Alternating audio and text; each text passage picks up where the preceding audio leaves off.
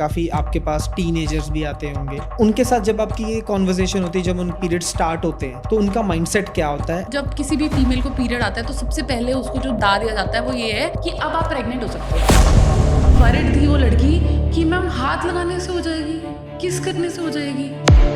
Periods में ऐसे कौन से साइन है जो बिल्कुल भी इग्नोर नहीं करने चाहिए? बहुत हैवी मेंस्ट्रुअल ब्लीडिंग है, इतना ज्यादा स्वेयर पेन है, you are not able to go to work, you are skipping schools, irregular cycles, इस महीने आया है, 6 महीने आया नहीं है, फिर 2 महीने के लिए आया, जब आया बहुत हैवी ब्लीडिंग है। Still, India is very far behind in the sex education. Worst of worst information available in the internet. कोई उनको रियल गाइड करने वाला नहीं है। जो मिस इन्फॉर्मेशन उनको मिली है वो उसको ट्रुथ समझ लेते हैं। फिर they start body shaming themselves first कि अच्छा मैंने तो ये देखा था, ऐसा तो कुछ नहीं लग रहा है। वहाँ से ही प्रॉब्लम शुरू हो जाती है। इंटीमेट वॉशेस काफ़ी कैटेगरी के आ गए हैं। आई एम तो against intimate washes at all. Again nature ने बहुत तरीके से ह्यूमन बॉडी बनाई है। Vagina is a self cleaning organ. कोई इंटीमेट वॉशेस यूज करने की जरूरत नहीं है। हेल्दी इंटीमेसी की मिसकंसेप्शंस क्या है? हमको लगता है कि from first intimate relation everything is smooth. ऐसा नहीं है। हो सकता है कि फर्स्ट 2-3 रिलेशन जो आपने अपने पार्टनर के साथ रखे हैं प्रॉबेबली वो पेनफुल हो। मुझे लगता है कि आपस में एक कपल को डिस्कस कर लेनी चाहिए। The first and foremost is consent, communication, liking, dislikings, and then you grow gradually.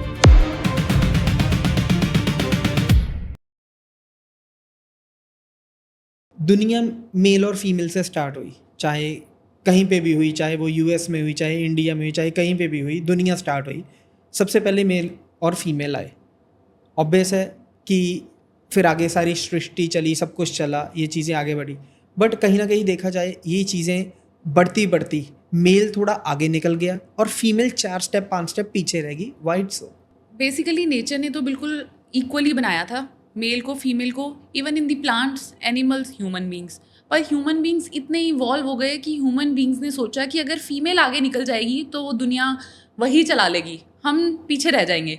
तो इंस्टेड उन्होंने क्या किया कि सोसाइटी ऐसी पेट्रियार्कल बना दी जिसमें फीमेल पीछे रह गई और मेल हमेशा ये बाउंड्रीज में रह गई फीमेल, और मेल खुद अपने आप को डोमिनेटिंग मैं आगे निकल गया। और अभी तो हम 21st सेंचुरी में हैं। इस सेंचुरी में भी आज भी देखा जाए बहुत सारे केसेस डेली बेसिस पे आते हैं कि फलानी जगह पे फीमेल के साथ ऐसा हो गया, ये चीज़ हो गया, ये केसेस आ गए। स्टिल इन चीज़ों को बैडली ट्रीट क्यों किया जा रहा है जबकि हम बहुत ज़्यादा आगे बढ़ चुके हैं? डू यू थिंक कि अभी तक वो माइंडसेट नहीं बन पाया? हाँ, डेफिनेटली माइंडसेट तो बिल्कुल भी नहीं है। कोई भी मेल माइंडसेट में ये नहीं समझ पाते कि हम फीमेल को इक्वालिटी दें, रिस्पेक्ट दें। बट प्रॉब्लम इसमें ज़्यादा ये है कि भगवान जी ने, नेचर ने ऐसा बनाया है कि मेल फिजिकली स्ट्रांग है, फीमेल फिजिकली सॉफ्ट है। तो वो फिजिकल स्ट्रेंथ का जो मिसयूज़ है वो कभी भी किसी भी चीज़ के ऊपर कर देते हैं, चाहे वो फीमेल हो, चाहे वो एनिमल हो, हावी होने के लिए। just to prove that they are right. Probably they are right at some point, but not always. But जब इन्हीं के फिर आगे बच्चे हुए, स्पेशली गर्ल चाइल्ड हुई, गर्ल चाइल्ड ने ग्रो करना स्टार्ट करा, फिर उसके पीरियड्स आने स्टार्ट हुए। आज भी अगर ये चीज़ हम डिस्कस कर रहे हैं तो इसको बहुत सारे लोग अनकंफर्टेबल मानते हैं सुनने में ही। अब तक हम इसी चीज़ को क्यों नहीं ब्रेक कर पाए? खुल के अब इसके बारे में क्यों नहीं बात हो रही है? क्योंकि पीरियड को हमेशा डिजीज की तरह देखा गया है। Rather, it is a marker of a healthy reproductive system. But जब पीरियड आता है तो पहले तो उसको रिस्ट्रिक्ट कर दिया जाता है किसी भी फीमेल को कि you are on your period, don't do this, don't do this, don't do this, don't do this, don't do this. But problem ये है कि उसको डिजीज बना दिया गया है, इसलिए nobody talks about it. 3600 reason दे दी थी। कुछ भी रीजंस दे दो उसके, बट वो डिजीज की तरह एक्ट करने लग गई है, तो इसलिए वो ऑलरेडी ये तो बीमारी है, महामारी है। हिंदी में या पंजाबी में जब हम पेशेंट से हिस्ट्री लेते हैं, गांव के किसी पेशेंट से, तो उसको महामारी बोलता है। तो आप सोचो महामारी इज लाइक अ पैंडेमिक। इतना तो कैसे अभी, इट विल टेक टाइम। तोड़ रहे हैं बैरियर्स बहुत सारे लोग, it will take time, it will happen.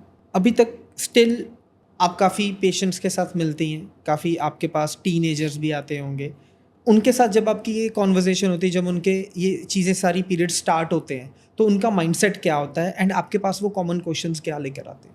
सबसे बड़ी प्रॉब्लम पीरियड के साथ ये है कि पीरियड की जो इन्फॉर्मेशन, जिसको भी पीरियड शुरू है उसके पास जो फर्स्ट इन्फॉर्मेशन है वो ही रॉन्ग है। उसको फर्स्ट इन्फॉर्मेशन करेक्ट तरीके से किसी ने दी नहीं, पेरेंट्स भी डर रहे थे, पेरेंट्स ने भी नहीं दी, स्कूल ने भी प्रॉबेबली नहीं दी, या बुक्स ने भी नहीं दी।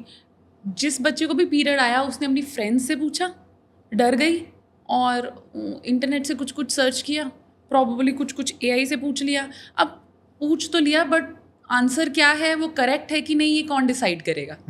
तो फर्स्ट इन्फॉर्मेशन ही रॉन्ग हो गई।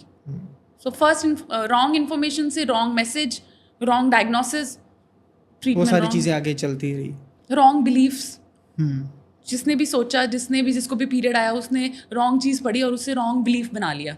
और वो रॉन्ग बिलीफ के साथ उसको कितने साल तक जाना है जब तक वो खुद से बड़ी नहीं हो जाएगी और खुद से समझेगी अच्छा यार ये तो हमेशा से नॉर्मल था।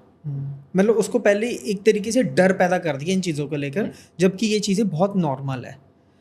एक थॉट आ रहा है कि फॉर एग्जांपल अगर कोई गर्ल चाइल्ड है, उसकी मदर नहीं है, तो ऑब्वियस है उसके घर में उसको बताने वाला एक उसका फादर है या उसका ब्रदर बड़ा होगा, वो उसको बता देगा। बट क्या आज इतने कंफर्टेबल हैं एक डॉटर एंड एक फादर कि वो दोनों इस बारे में कॉन्वर्जेशन कर सके ओपनली? और ये बहुत ही ज़्यादा इंडिविजुअलाइज्ड बात है। कई पेरेंट्स हाँ इतने कंफर्टेबल हैं अपने बच्चों के साथ, बट कई पेरेंट्स बिल्कुल भी नहीं है। They don't even give them the period reliefs. उनको पेन किलर नहीं मिल पाता, उनको पैड, टैम्पून जो भी उन्होंने यूज़ करना है वो भी उस टाइम पे नहीं मिल पाता। वो आस्क भी नहीं कर पाते कि मम्मा पापा मुझे पैड चाहिए, और मिलता भी है तो वो ब्लैक कलर के कपड़े में या ब्लैक कलर के पॉलीथीन में रैप होके आता है। तो definitely some girls are comfortable, some are not. और अगेन वहीं से मिसकम्युनिकेशन शुरू हो जाता है, मिस इन्फॉर्मेशन शुरू हो जाती है कि पता ही नहीं था, गलत इन्फॉर्मेशन मिल गई, गलत बिलीफ सेट हो गया और उसको करेक्ट होने में अगेन सदियाँ लग गई। ट्रीटेड एज अ टैबू, तो फैमिली में खुल के बात नहीं होगी।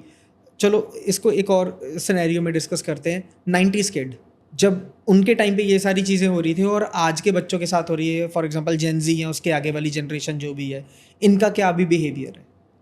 और 90s वाले किड्स के साथ जब होता था तो वो बहुत शाई होते थे डेफिनेटली।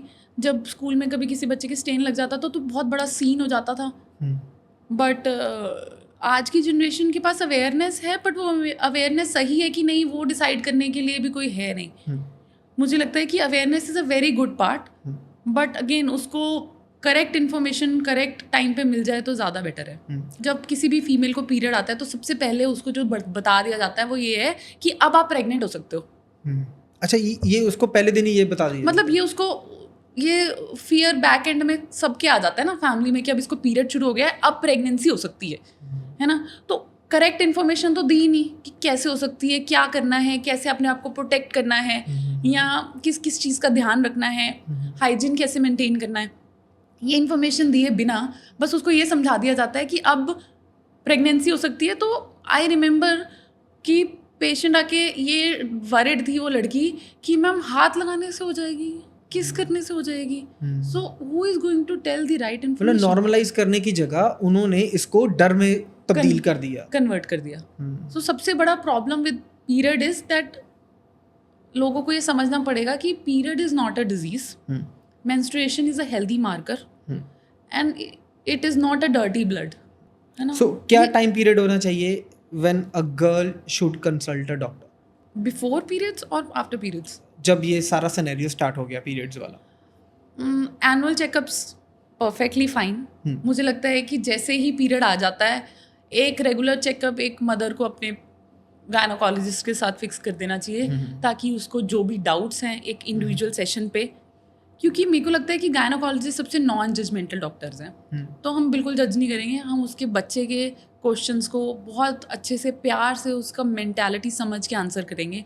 एक बहुत बड़ी प्रॉब्लम ये भी है कि बच्चों को आजकल लगता है कि इनको क्या समझ में आएगा, पर बस इतनी सी बात इसकी है कि हम सब उस स्टेज से निकल के यहाँ तक पहुँचे हैं, तो वो जो उस टाइम पे फील कर रहे होते हैं वो हम फील कर चुके हैं। तो हम उनकी फीलिंग्स जज्बात समझ सकते हैं, उनकी मेंटालिटी को ज़्यादा बेटर समझ सकते हैं, और जो गलतियाँ नहीं करनी है उनके लिए उनको अवेयर कर सकते हैं। आप डूज एंड डोंट्स बता सकते हैं, डूज एंड डोंट्स बता सकते हैं, हाइजीन मेंटेन करना बता सकते हैं, उसको नॉर्मलाइज करना बता सकते हैं, क्योंकि पीरियड ही नॉर्मल नहीं है तो पीरियड के साथ रिलेटेड प्रॉब्लम्स तो बहुत लेट डिस्कस होती हैं। पीरियड्स नॉर्मल नहीं है, इरेगुलरिटी है, तो क्या ये फ्यूचर फर्टिलिटी को डिस्टर्ब करेगा? हर बार इरेगुलर पीरियड्स फ्यूचर फर्टिलिटी को डिस्टर्ब नहीं करेंगे, बट हाँ मेनी ऑफ टाइम्स जब इरेगुलर साइकिल है तो ओवुलेशन नहीं हो रही है, तो जब ओवुलेशन नहीं हो रही है तो फर्टिलिटी को इफेक्ट आ सकता है। यस। सो कितनी ब्लीडिंग को नॉर्मल मानते हो आप? पीरियड्स के ना 3 इंपॉर्टेंट पार्ट हैं जो हमें समझने हैं. फर्स्ट इज उसका रेगुलरिटी, सेकंड इज उसका ड्यूरेशन, जी. एंड थर्ड इज उसमें पेन कितना है. हम्म. रेगुलरिटी मतलब वो महीने के महीने आ रहा है. जी. 28 डेज साइकिल है प्लस माइनस 7 डेज. तो अगर किसी को 22 डेज 22 डेज साइकिल है उसको भी हम रेगुलर मानते हैं, और 28 की जगह 35 डेज साइकिल है उसको भी हम रेगुलर मानते हैं. उसके हम बहुत बॉदर नहीं होते. 2 to 7 डेज की ब्लीडिंग इज नॉर्मल. अगर पीरियड सिर्फ 2 दिन के लिए रह रहा है तो भी ठीक है, अगर 7 दिन के लिए रह रहा है तो भी ठीक है. अगर any bleeding which is and pain mild normal menstrual pain is fine, जिसको हम नॉर्मल डिस्मेनोरिया बोलते हैं, वो ठीक है. बट कोई भी ऐसा पेन जिसकी वजह से आपको स्कूल मिस कर रहे हो, वर्क स्किप कर रहे हो, फेंट हो रहे हो, वॉमिटिंग कर रहे हो, आप कर्ल अप होके हॉट बॉटल लेके बेड पे बैठे हो, that is not normal. Periods में ऐसे कौन से साइन है जो बिल्कुल भी इग्नोर नहीं करने चाहिए?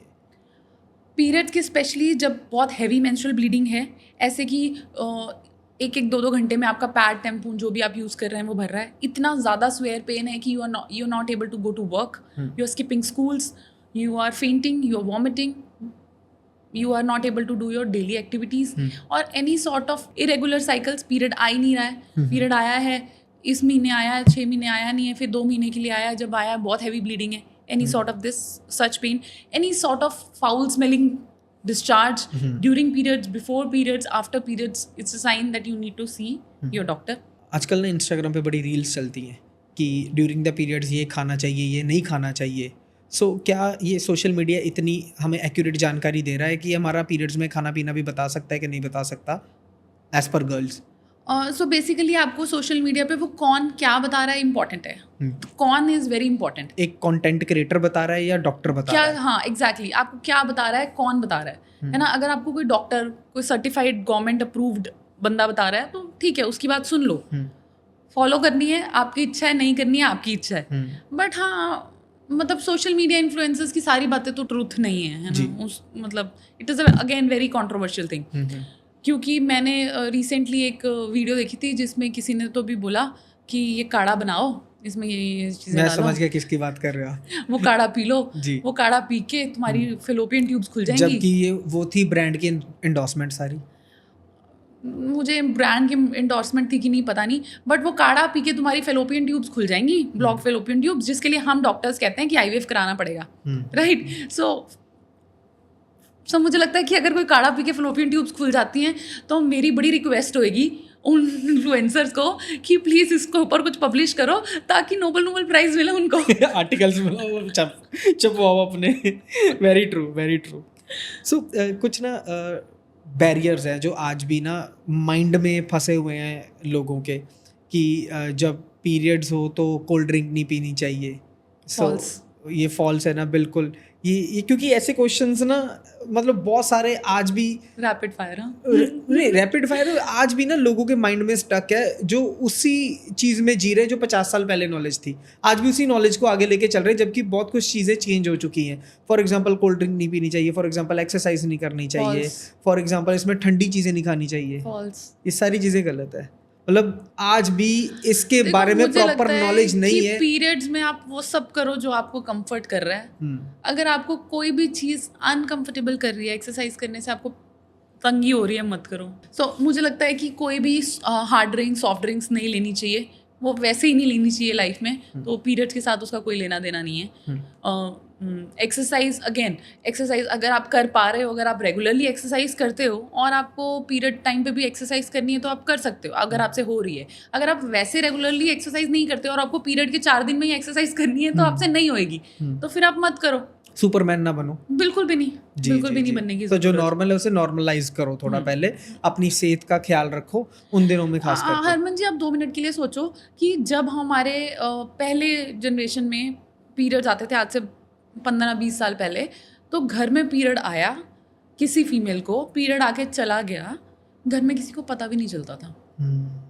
तभी ये नॉर्मलाइज हो गया. तब उनको पेन होती थी, हैवी ब्लीडिंग होती थी, कुछ भी होता था, वो अपना वो जो जैसे भी उसको मैनेज कर लेती थी और कहती थी कि बस पता भी नहीं चला. तो अब जब कभी कोई फीमेल को पेन होता है, कोई पेशेंट आता है कि बहुत स्वेयर पेन है, तो उसके साथ जो बड़ा कोई आया होता है वो यही कहता है सानू भी तो हुंदी सीगी, इतना नाटक कर दिया. सो बेसिकली प्रॉब्लम compare करते हैं। हाँ वहाँ से शुरू है। ठीक है, किसी ने उस पेन को बेयर करना प्रेफर किया, किसी ने नहीं करना ना, तो it's okay.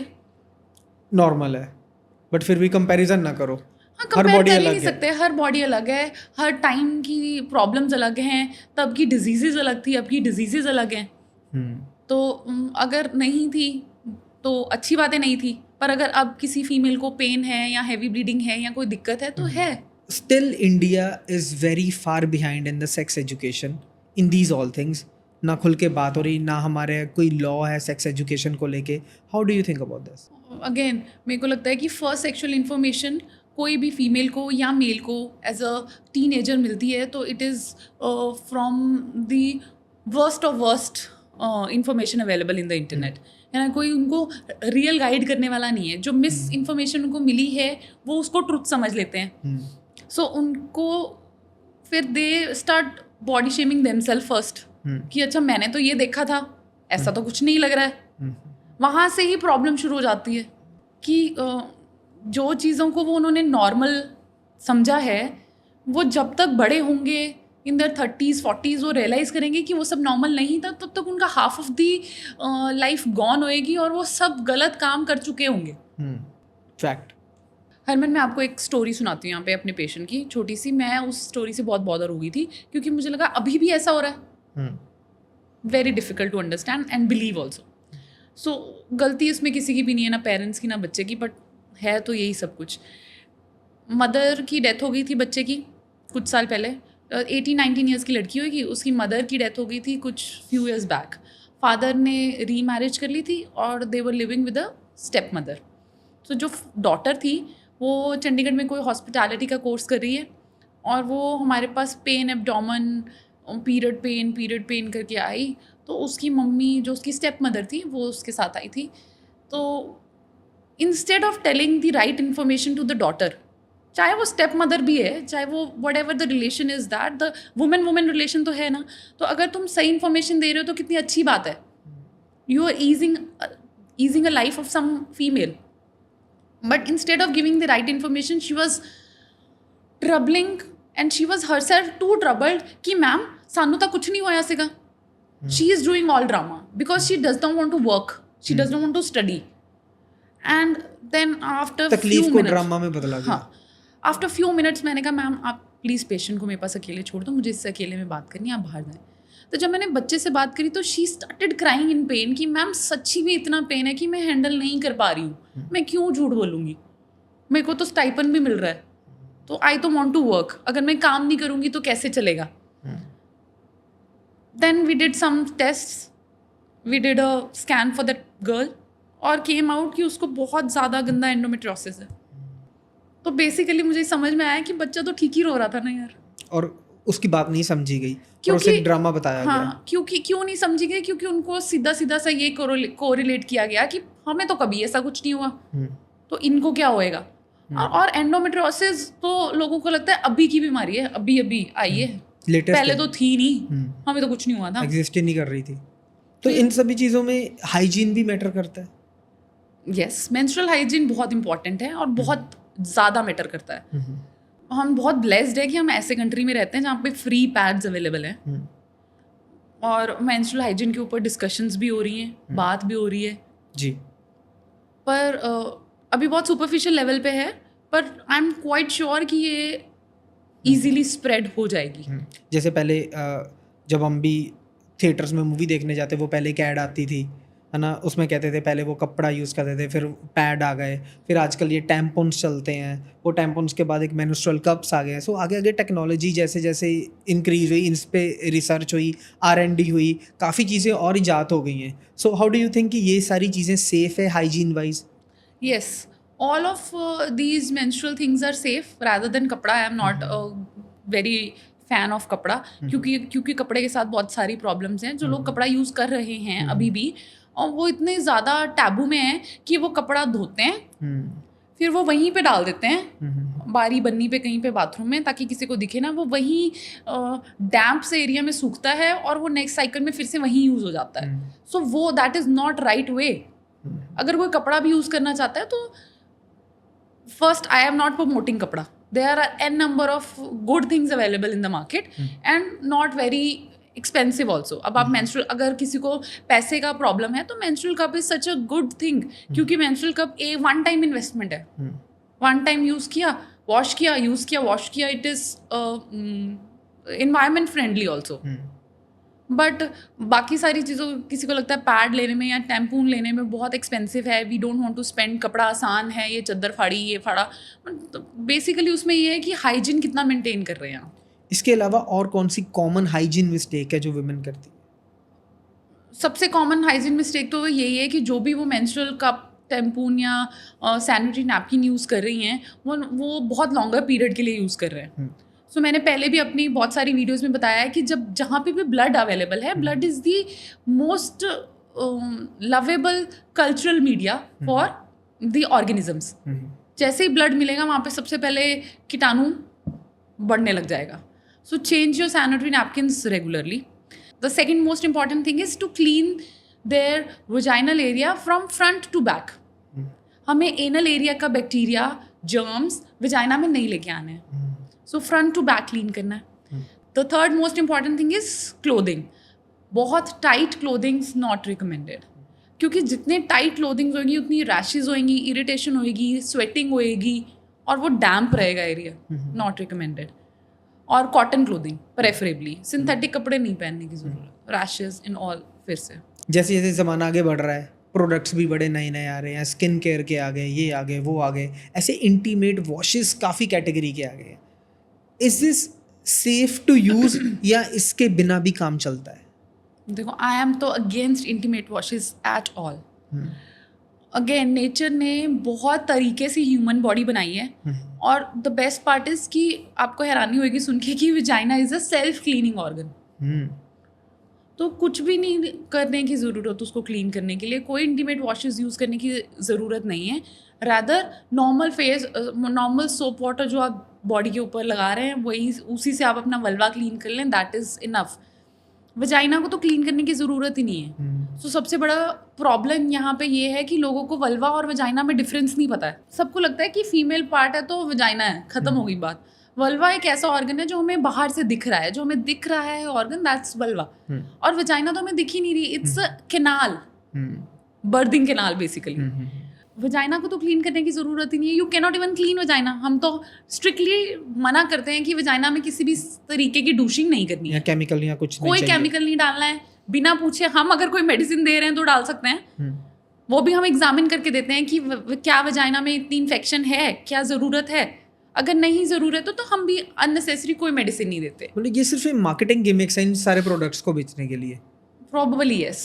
So girls be aware from these all products. बल्कि जितना ज़्यादा इंटीमेट वॉश वो यूज़ करेंगे उतना उनका पीएच उस एरिया का ख़राब होगा. माइक्रोब्स को आप डेड कर दोगे और आपको इन्फेक्शन के चांसेस बढ़ जाएंगे. Be natural, be let it be. तुम्हें ज़रूरत ही नहीं है. आपको कितना ज़रूरत है अपने हाथ धोने के लिए? बस कुछ एक्स्ट्रा क्लीनिंग के लिए कुछ. एक्चुअली क्लीनिंग से ज़्यादा प्रॉब्लम जो मुझे लगता है ना वो ये है कि उनको लगता है कि why is that area so dark. हमने तो ये देखा नहीं था अपनी पुरानी, जिससे हमने सेक्सुअल एजुकेशन ली है, उन वीडियोस में तो हमने ये देखा नहीं है. तो प्रॉब्लम वहीं से शुरू हो गई है. वो कंपैरिजन आ गया. हाँ exactly. और कंपैरिजन इन चीज़ों पे ले गया और इन चीज़ों की मार्केटिंग ज़्यादा थी और उस वजह से वो सारी चीज़ें डाउन होना स्टार्ट हो गई. राइट. आपके पास आजकल की जनरेशन, जेन ज़ी जनरेशन भी काफ़ी आती होगी, तो बहुत सारे आपके पास आते होंगे कि मैम डॉक्टर साहब ये देखो हमने AI से ये चीज़ें पूछी, अपनी AI रिपोर्ट लेके आते होंगे. तो वो आपके पास जब ऐसे पेशेंट्स आते हैं, आपको वो AI रिपोर्ट सिखाते हैं, हाउ यू ट्रीट देम? मुझे लगता है कि AI बहुत अच्छा ऑप्शन है. AI can be use as assistant, very good thing. But AI से क्या पूछना है और उसके ट्रीटमेंट को कितना फॉलो करना है वो बिल्कुल गलत बात है.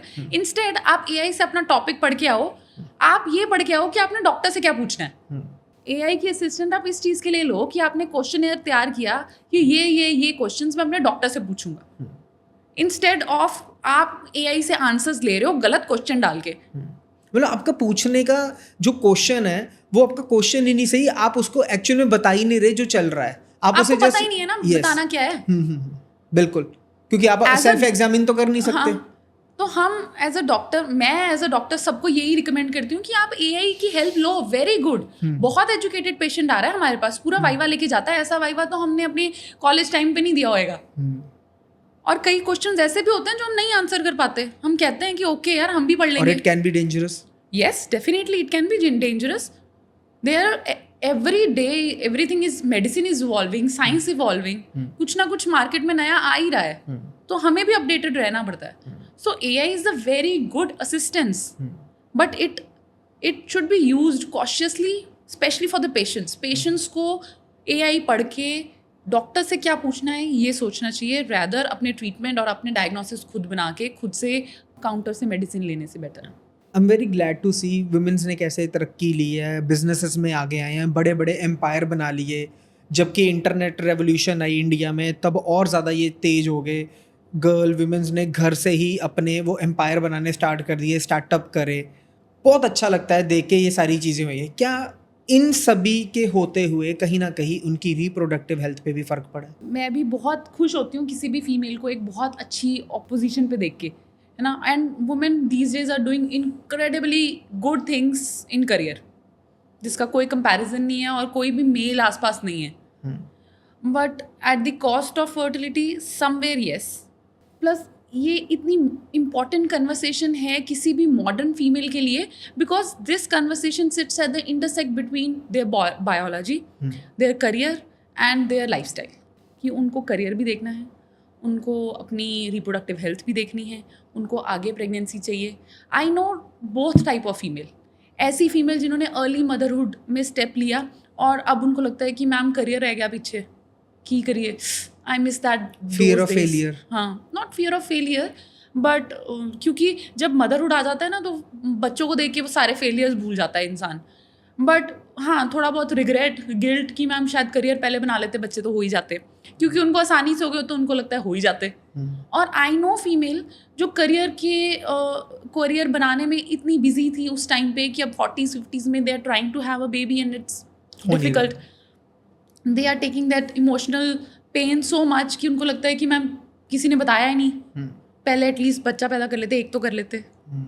So this discussion is very important and her female को टाइमली ये डिस्कशन कर लेनी चाहिए, irrespective of career and fertility. Stress and fertility का कनेक्शन क्या है? बहुत इंपॉर्टेंट कनेक्शन है.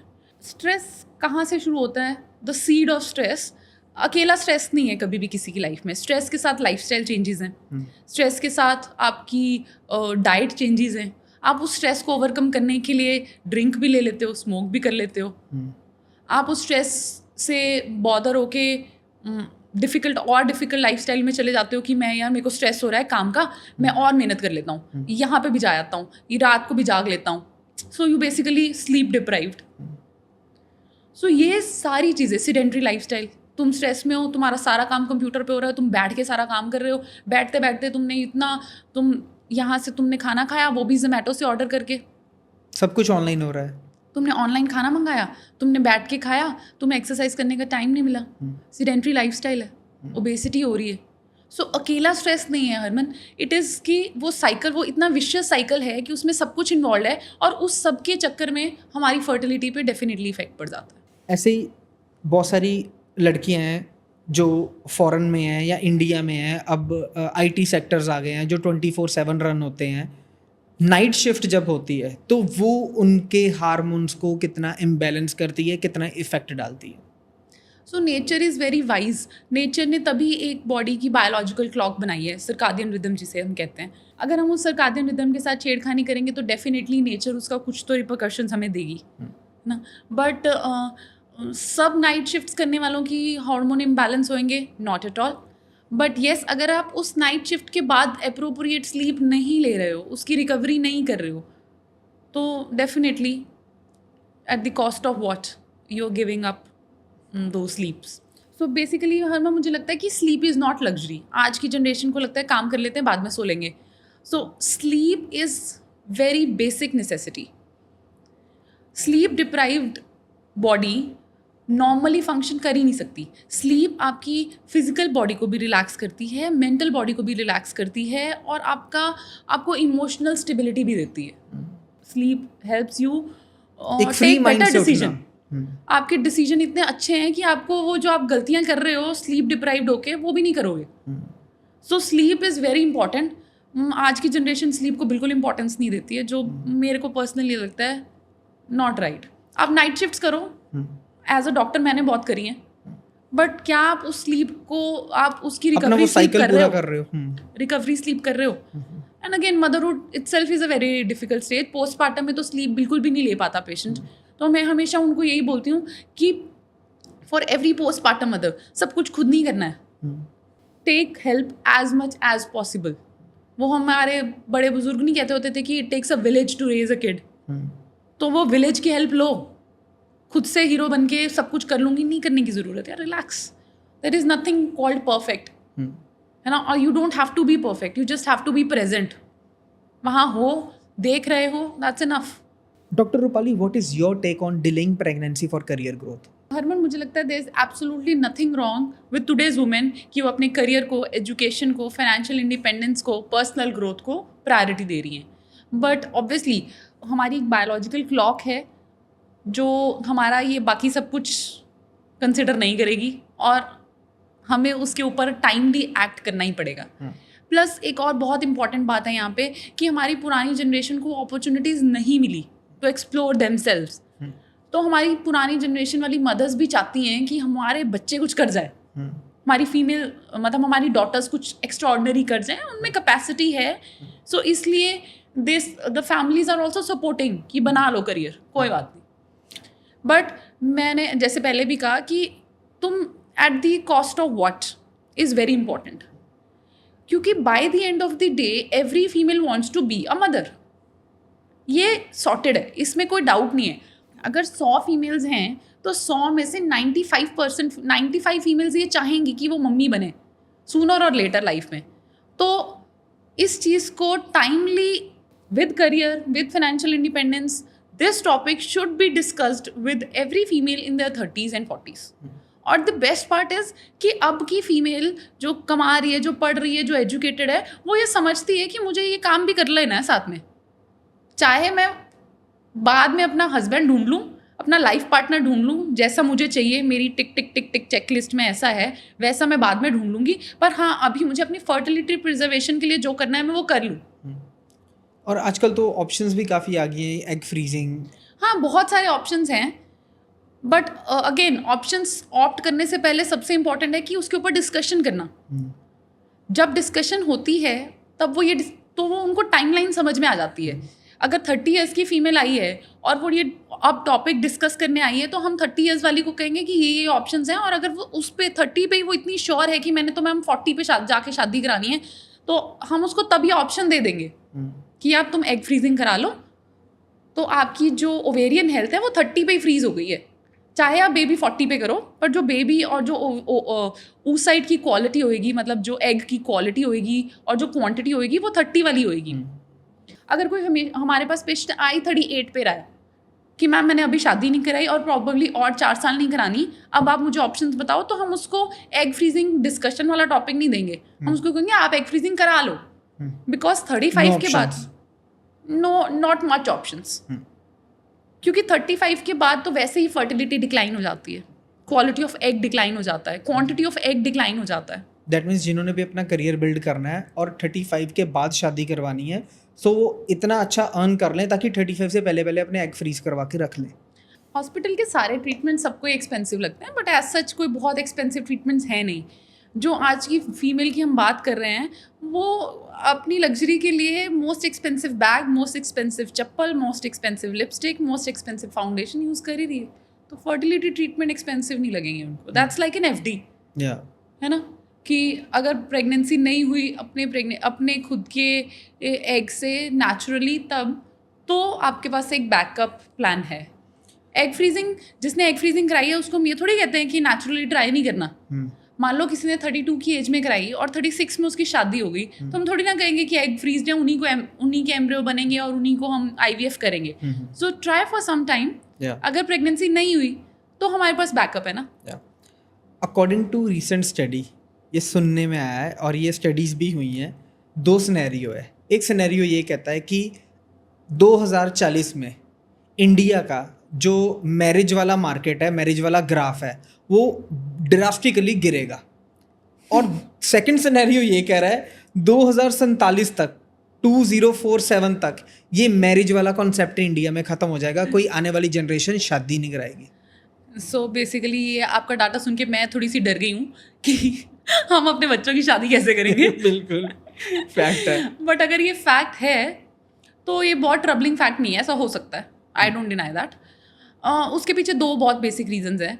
क्योंकि फीमेल आज इतनी फाइनेंशियली इंडिपेंडेंट है कि उनको वो बुलशिट नहीं चाहिए, ना वो वायलेंस हैंडल कर सकती हैं, ना वो male egoistic patriarchal things handle कर सकती हैं। उनको लगता है हम कर तो रहे हैं सब कुछ, हम कर लेंगे अपने आप, कोई बात नहीं।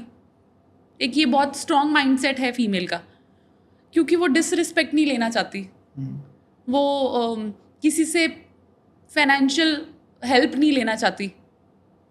तो इसलिए उनको लगता है कि ठीक है यार, अगर पार्टनर उस लेवल पे चला गया है, मतलब वो उन पार्टनर्स का माइंडसेट ऐसा है कि मैं और मेरी पार्टनर फीमेल इक्वल हैं, तो मैरिज इज सक्सेसफुल। और कहीं कहीं पे जाके तभी तो हरमन डिवोर्स रेट इतना हाई हो गया है, क्योंकि आज की फीमेल को लगता है कि ठीक है यार, मैं सब कर तो रही हूँ। रिसेंटली ये डिवोर्स रेट चाइना में बहुत हाई है, और चाइनीज़ गवर्नमेंट एक लॉ लेके आई है या आ रही है कि आप शादी के इतने टाइम तक डिवोर्स नहीं करवा सकते, ताकि उनकी कंट्री में डिवोर्स रेट गिरे। सो डिवोर्स रेट हाई होने का भी बहुत सारे रीजन हो सकते हैं, बट सबसे कॉमन रीज़न ये है कि एडजस्टमेंट प्रॉब्लम है। कोई एडजस्ट नहीं होना चाहता, कोई कॉम्प्रोमाइज़ नहीं करना चाहता। देखो कहीं पे कई जगह पे कॉम्प्रोमाइज़ करने बहुत अच्छे भी हैं। मुझे as a female, as a wife लगता है कि ठीक है यार, इट्स ओके। समटाइम्स दो लोग इकट्ठे रहेंगे, भाई बहन भी इकट्ठे रहते हैं, तो बहुत जगह पे कलेश हो जाता है। ये तो सिबलिंग्स के बीच में चलता है, तो फिर ठीक है, it's okay, but at the cost of what again, है ना? बात तो यही आ गई। मतलब मार पिटाई और that's not a good वो thing। वो तो बिल्कुल वैसा कुछ है तो डेफिनेटली कोई भी फीमेल कहेगी कि मेरे को नहीं करना ये, बट अदरवाइज थोड़ी बहुत adjustment, marriage is all about adjustment and it is okay. And मेरे को लगता है कि हमें दोनों को, मेल को, बॉयज़ को और गर्ल्स को, दोनों को ऐसे रेज करना चाहिए कि इट्स ओके। फीमेल को भी ऐसी एम्पावरमेंट, फेक एम्पावरमेंट नहीं चाहिए कि कुछ भी नहीं हुआ है और हर चीज़ पे, जैसे वो अपने पेन वाला पॉइंट समझाया था कि वो कहते कुछ नहीं साढ़े टाइम तक होता नहीं। हाँ एग्जैक्टली, मतलब ऐसे भी इग्नोर नहीं करना है, पर ऐसे भी नहीं करना है कि कोई फीमेल अपने उस पावर का मिसयूज करे। That's also not right. क्योंकि जितना हम ये सोच रहे हैं कि कोई फीमेल ग्रो कर रही है या फीमेल चेंज कर रही है, फीमेल माइंडसेट चेंज कर रहा है, आप देखो मेल माइंडसेट भी चेंज कर रहा है ना। बहुत सारे मेल हैं जो अपनी फीमेल, अपनी वाइफ्स को, अपनी सिस्टर्स को, अपनी मॉम्स को सपोर्ट कर रहे हैं। जैसे आजकल सुनने में भी आया और स्टडीज भी ये कह रही हैं कि आज का मैन ज़्यादा सपोर्टिव है ही। हमारे पास कितने सारे पेशेंट्स आते हैं जिनमें fathers are equally supportive in parenthood. होना भी चाहिए एंड इट्स ओके। मैं अपनी एग्जांपल दे रही हूँ कि मतलब मेरे को लगता है कि मेरे हस्बैंड ने मेरे बेबी के डायपर्स ज़्यादा चेंज किए होंगे as compare to me. It's not देखो कोई भी काम सुपीरियर या इंफीरियर है ही नहीं। It is okay. It's all about कि कौन अपनी ड्यूटी कैसे निभा रहा है। ड्यूटी प्लस रिस्पॉन्सिबिलिटी प्लस की पार्टनरशिप है ना यार। लाइफ पार्टनर, मैरिज में तुम लाइफ पार्टनर ढूंढो ना। पार्टनरशिप तो 50-50% हो गई ना। कुछ तुम कहो कुछ हम कहें। हाँ, तो इट इज़ 50-50%, तो इट इज़ ओके। तो देखो अगेन, अब हमने कितने सारे केसेस ये भी तो सुने कि फीमेल ने कुछ किया और उस हरासमेंट से मेल ने सुसाइड कर लिया। ये भी कॉमन है। ये भी कॉमन है ना। वो अभी रिसेंटली ब्लू ड्रम केसेस में फीमेल्स ने भी तो मर्डर्स किए हैं। सो ये बहुत ही, there is a very thin line. ये discussion is very elaborated and it can be a full fledged debate in itself कि मेल कैसा होना चाहिए या फीमेल कैसी होनी चाहिए। कोई भी दो लोग काम कर रहे हैं, चाहे वो दो फीमेल्स काम कर रही हैं, दो मेल्स काम कर रहे हैं, कोई लाइफ पार्टनर है, तो वो थोड़ी एडजस्टमेंट तो पार्ट ऑफ लाइफ है। इट्स बेटर कि अलग ही हो जाओ ऐसे मर्डर वगैरह करने की बजाय। हाँ, ये तो ऑब्वियसली बहुत अच्छी बात है। मर्डर करना तो नॉट एट ऑल रिकमेंडेड। मतलब ये कहाँ जस्टिस देगा आपको। बट फिर भी मुझे लगता है कि marriage is very beautiful thing. when done rightly. But it can be a very chaotic thing if done with the wrong partner. आपके पास भी बहुत सारे न्यूली वेड कपल्स आते होंगे सो उनके जो कॉमनली कंसर्न्स हैं आपके साथ आके क्या शेयर होते हैं? न्यूली मैरिड कपल्स का सबसे बड़ा कंसर्न ये होता है कि मैम हमें कब ट्राई करना शुरू करना है, हम ट्राई ठीक से कर रहे हैं कि नहीं. और वो ना 1 2 3 साइकिल ट्राई करते हैं, उसके बाद ही उनको लगता है प्रेगनेंसी नहीं हुई है तो देयर इज सम प्रॉब्लम, जो एक्चुअली में क्विक रिजल्ट चाहते हैं क्योंकि वो जल्दी रिजल्ट चाहते हैं प्रॉबेबली, पर ऐसा है नहीं. मतलब मैं हमेशा न्यूली वेडेड कपल्स को ये समझाती हूँ, अगेन इसमें एज बहुत बड़ा क्राइटेरिया है. अगर एज आपकी ज़्यादा है तो आपको ट्रीटमेंट्स की ज़रूरत पड़ सकती है. अगर ये बहुत यंग एज है, अभी शादी हुई है, तो आराम से ट्राई करो for some period of time, at least 12 months. जब एज अ डॉक्टर हम ये फर्टिलिटी की डेफिनेशन, इनफर्टिलिटी की डेफिनेशन ही ये बोलते हैं कि 12 मंथ्स अनप्रोटेक्टेड रिलेशन रखने के बाद भी अगर आपको प्रेगनेंसी नहीं हुई है तो आपको शायद कोई मेडिकल हेल्प की ज़रूरत हो, इवैल्यूएशन की ज़रूरत हो बेसिकली. और द सेम अगर less than 6 months for as more than 35 years. Is it okay जो कपल्स मैरिज के रिसेंटली कुछ महीनों में सोचते हैं कि इतनी बार हमने इंटीमेसी की बट कंसीव नहीं हो रहा, इज इट ओके कि वो जल्दबाजी में कंसीव नहीं हो रहा, आगे जाके हो जाएगा अगर एज भी ठीक है उनकी? यस, हो जाएगा कंसीव. मतलब ये कुछ सोचते हैं ना. बहुत इंटरेस्टिंग सी बुक पढ़ी थी, मुझे उसका नाम तो नहीं याद होएगा, बट उसमें लिखा हुआ था कि you conceive mentally first and then after 3 months you conceive physically. पहले दिमाग में, देन ये बहुत बड़ी रिस्पॉन्सिबिलिटी है ना हरमन. तो न्यूली वेडेड कपल को तो बहुत ही लवी डबी लाइफ ऑलरेडी लग रही है, तो उसमें एक बेबी ही उनको तो अभी एक दूसरे को ही समझने में टाइम नहीं मिला होएगा. तो probably because of the family pressure pregnancy plan कर रहे हैं, तो it's okay, wait for some time, try naturally, हो जाएगी प्रेगनेंसी. इतना कोई बहुत दिमाग पे चढ़ाने वाली बात नहीं है. हाँ, मतलब इतना कोई डिफ़िकल्ट काम है नहीं. मैं हमेशा अपने पेशेंट्स को बोलती हूँ कि जब हम सड़क पे चलते हैं, लाइट्स पे रुकते हैं, तो जब हमारे पास बेगर आता है तो many a times the beggar is pregnant. एक छोटा बच्चा गोदी में भी होता है. I have seen this n number of times. तो उनको तो ऐसे हो रही है ना प्रेगनेंसी. क्या न्यूट्रिशन है उनके पास, क्या लाइफस्टाइल है, जीरो, कुछ भी नहीं है, पर प्रेगनेंसी तो हो ही रही है ना. ऐसे तो इंडिया वर्ल्ड का मोस्ट पॉपुलेटेड कंट्री नहीं बना, तो प्रेगनेंसी तो हो जाएगी. सो हेल्दी इंटीमेसी की मिसकंसेप्शंस क्या क्या है? हरमन, हेल्दी इंटीमेसी में एक बहुत बड़ा मिसकंसेप्शन ये है कि उनको लगता है कि from first intimate relation everything is smooth, है ना. ऐसा नहीं है. So you learn and you grow with your partner in the course of intimacy. हो सकता है कि फर्स्ट 2-3 रिलेशन जो आपने अपने पार्टनर के साथ रखे हैं for a newly married couple, probably वो पेनफुल हो, प्रॉबेबली वो सही नहीं गए हो सकता है कि हस्बैंड को परफॉर्मेंस एंजाइटी हो सकता है फीमेल रेडी नहीं है. सो बेसिकली 3-4 चीज़ें बहुत इंपॉर्टेंट है इसके अंदर जो हमें डिस्कस करना, जो मुझे लगता है कि आपस में एक कपल को डिस्कस कर लेनी चाहिए. The first and foremost is consent, communication, liking, dislikings, and then you grow gradually. ये जो हेल्दी इंटीमेसी मिसकंसेप्शंस है, ये अरेंज मैरिज और लव मैरिजेस में कितना डिफरेंस है इसका? सेम ही होते होंगे मोस्ट लाइकली, बट शायद लव मैरिज में थोड़े कम होते हों, क्योंकि लव मैरिज में थोड़ी बहुत इंटीमेसी कपल की पहले से होती है, तो majorly it's good to go. हाँ, it is probably equal for all the couples. So intimacy, healthy relationship, pregnancy तक रेड फ्लैग्स क्या क्या है? रेड फ्लैग्स में सबसे इंपॉर्टेंट ये है कि आपने अभी शादी हुई है और आपको एक रेस में नहीं भागना है कि पेरेंटहुड. उसकी शादी भी मेरे साथ हुई थी, उसके एक बच्चा भी हो गया, ठीक है. ये कोई रेस थोड़ी है. तो take your time, understand your fertility, your necessities, your relation with your partner, and then jump into parenthood. One thing, family pressure के अंदर आके प्रेगनेंसी करना is not a very good choice.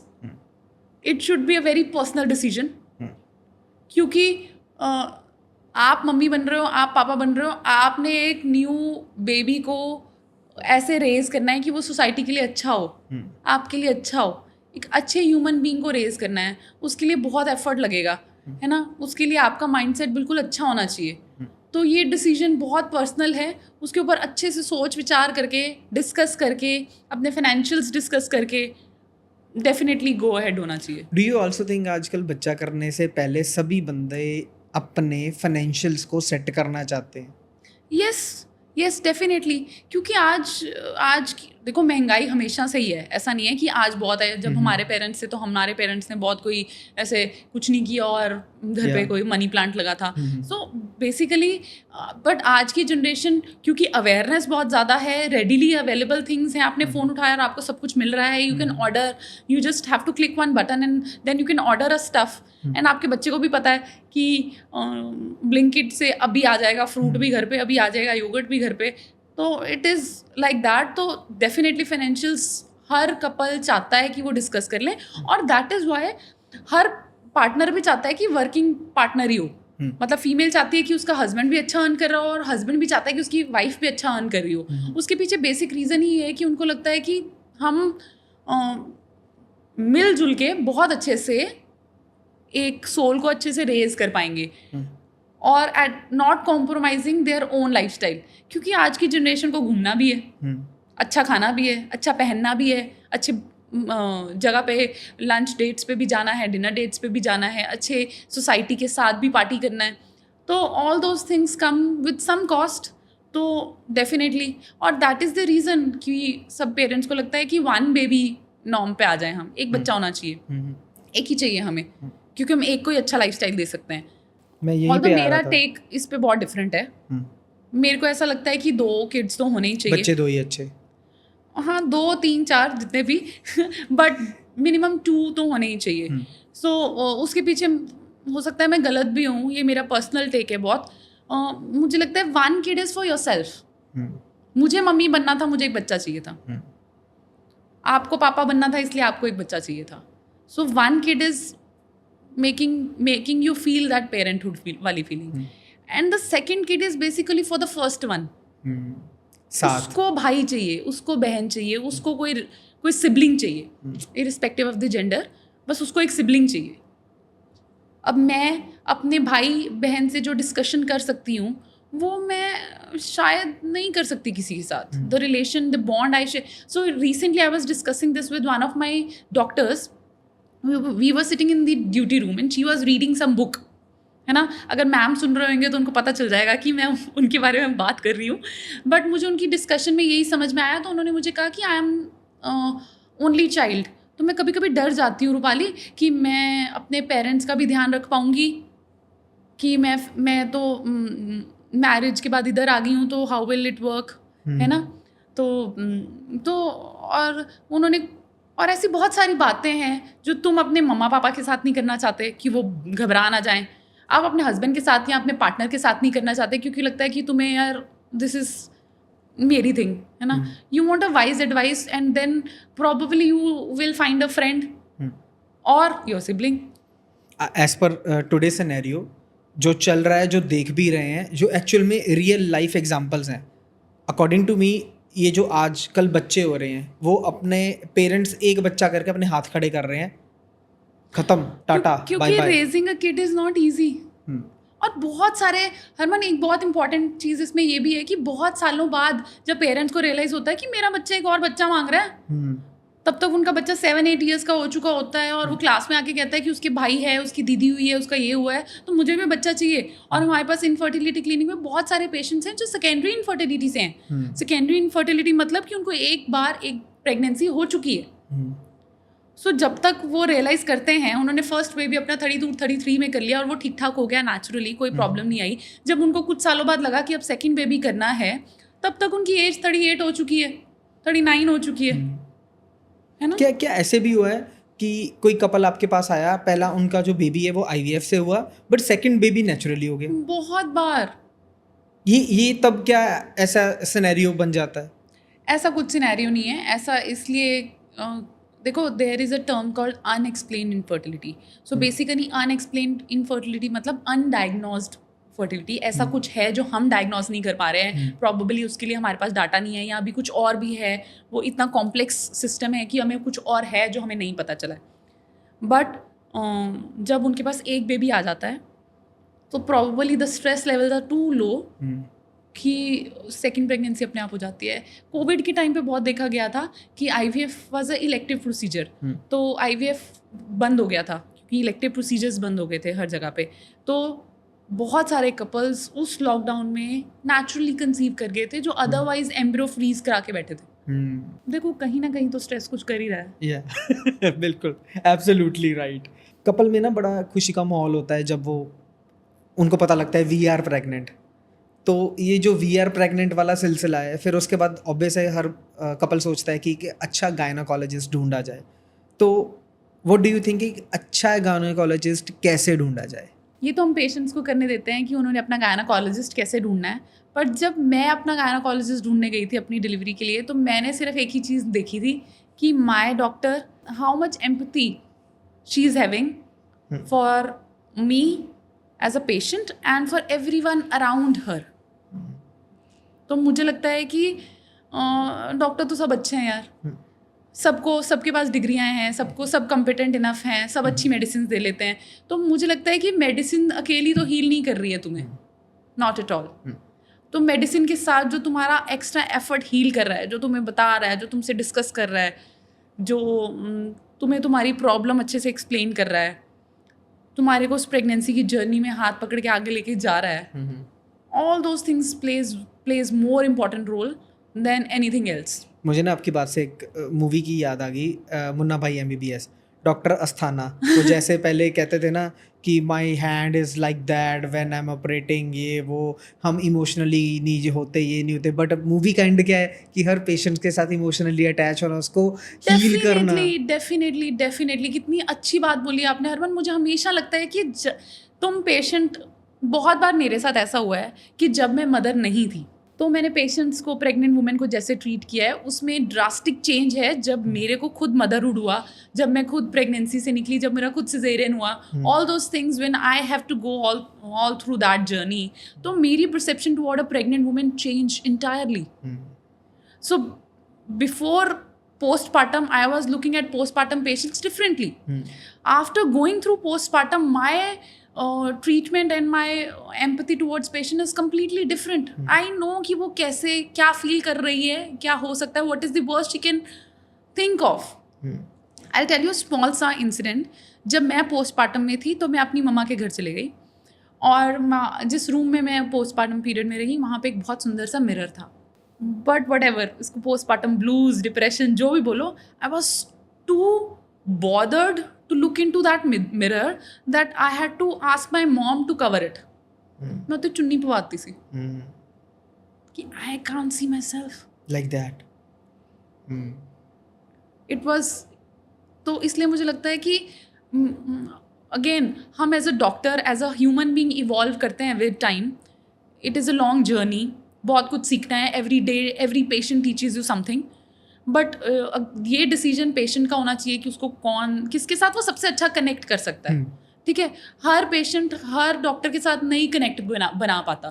तो जिस पेशेंट को लगता है कि मैं इसके साथ कंफर्टेबल हूँ, एक कनेक्शन बिल्ड हो रहा है, ये मेरी बात सुन रहे हैं, ये मेरे को समझा रहे हैं, मेरे AI के क्वेश्चंस का भी आंसर दे रहे हैं, तो yes, you are in a green forest. Yeah. Yes, go The for green that flag doctor. है ये, तो जाना चाहिए. और एक और चीज़ हरमन, जब आपको लगे कि आपका डॉक्टर इन अ हरी आपको देख रहा है, उसने 1 मिनट लगाया आपको और आपको बाय कर दी क्योंकि वहाँ पे बाहर बहुत मरीज बैठे हैं, तो it's a question, red flag. मतलब चूज योर डॉक्टर वाइजली, जहाँ आपका ऑरा मैच हो, जहाँ आपकी पॉजिटिव वाइब्स हो. आप एक सीरम यूज़ करते हो अपनी स्किन के ऊपर, या आप एक ड्रेस लेते हो या एक चप्पल लेते हो, आप 50 बार 50 जगहें ढूंढ के लेते हो, है ना. डेफिनेटली ऑप्शंस हैं. और पेशेंट्स आजकल बहुत स्मार्ट हैं हरमन. पेशेंट अच्छे से विंडो शॉपिंग करता है जैसे डॉक्टर की करता है, 4 जगह कंसल्ट लेता है, जिसकी बात उसको सबसे ज़्यादा भाती है उसी के पास जाता है. Patients is also very educated these days. Second and third options भी रखते हैं हर बंदा आजकल, रखने लग गया है. रखनी भी चाहिए. रखनी चाहिए। Yeah. वैसे हमारी मूवीज ने बहुत अच्छे से ये पोर्ट्रे किया हुआ है कि डॉक्टर्स का काम है जानबूझ के एक्स्ट्रा मेडिसिन लिखना, जानबूझ के टेस्ट लिखना, जैसे गब्बर फिल्म में था। हाँ, जानबूझ के पेशेंट को तंग करना।